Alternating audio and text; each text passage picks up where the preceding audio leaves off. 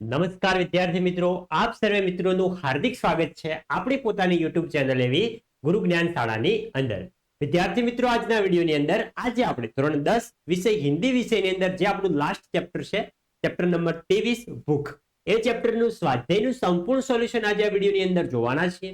એકદમ નાનું સ્વાધ્યાય છે, તો વિડીયોને તમારે છેલ્લે સુધી મિત્રો સ્કીપ કર્યા વગર જોવાનો છે અને બોર્ડની પરીક્ષાની સારી એવી તૈયારી કરવા માટે અમારી ચેનલને અચૂકથી સબસ્ક્રાઇબ કરી દેવાની છે.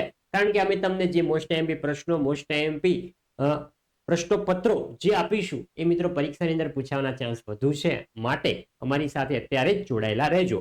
તો જોઈએ આપણું સ્વાધ્યાય. તો સ્વાધ્યાય છે નિમ્નલિખિત प्रश्नों के उत्तर लिखिए. એમાં પહેલો कि कवि ने प्राणियों में सौंदर्य कब देखा? तो कवि ने प्राणियों में सौंदर्य उस समय देखा है जब अपनी भूख मिटाने के लिए वे संघर्ष करते हैं. बीजो प्रश्न कि कवि के अनुसार बकरी में सुंदरता कब प्रकट होती है? तो कवि के अनुसार बकरी में सौंदर्य उस समय प्रकट होता है जब वह अपने पैरों पर खड़ी होकर कांटों के बीच से नन्ही पत्तियां खाने की कोशिश करती है. आगे जाइए. आगे से तीजो, कवि ने भूख की दशा को क्यों सुंदर कहा है? तो प्रत्येक प्राणी भूख की दशा में संघर्ष करने के लिए तैयार हो जाता है. कवि के अनुसार प्रत्येक प्राणी संघर्ष करते समय बहुत सुंदर लगता है, इसीलिए कवि ने भूख की दशा को सुंदर कहा है इस चैप्टर में. आगे जाइए. અને વિદ્યાર્થી મિત્રો, આગળ જતા પહેલા જો તમે આપણા ધોરણ 10 ના સ્પેશિયલ વોટ્સએપ ગ્રુપની અંદર હજી સુધી જોઈન ના થયા હોય તો વિડીયોના ડિસ્ક્રિપ્શન બોક્સમાં તમને આપણા ગ્રુપની લિંક આપેલી છે, તો અચૂકથી ભૂલ્યા વગર જોઈન થઈ જવાનું છે. જોઈએ निम्नलिखित पंक्तियों का भावार्थ लिखिए. तो से जब भी भूख से लड़ने कोई खड़ा हो जाता है सुंदर दिखने लगता है. તેનો આપણે ભાવાર્થ આપવાનો છે. તો જોઈએ.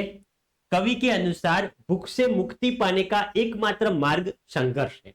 कवि कहते हैं कि जब कोई जीव भूख से मुक्ति पाने के लिए संघर्ष करता है तो वह सबसे ज्यादा सुंदर दिखाई देता है. अपनी भूख मिटाने के लिए प्राणी कुछ भी करने को तैयार हो जाता है. कैसा भी संघर्ष हो वह कर जाता है. अपनी भूख मिटाने के लिए प्राणी की कुछ भी कर जाने की तत्परता उसे बहुत ही सुंदर दिखाती है, खूबसूरत बनाती है, क्योंकि वह तत्परता संघर्ष में परिवर्तित हो जाती है और संघर्ष से सौंदर्य जन्म लेता है. तो विद्यार्थी मित्रों, आ हतुं आपणुं नानुं एवुं धोरण 10 विषय हिंदी विषयनी अंदर 23मुं चेप्टर जे छे, 23मुं काव्य जे छे भूख, एनुं स्वाध्यायनुं सोल्यूशन. विद्यार्थी मित्रों, विडियो सारो लाग्यो होय, चेनल पर फर्स्ट वार विडियो जोता होय चेनलने अचूकथी सब्सक्राइब करजो, कारण के आगळ तमारी परीक्षानी अंदर अमारी चेनल तमने उपयोगी रहेवानी छे.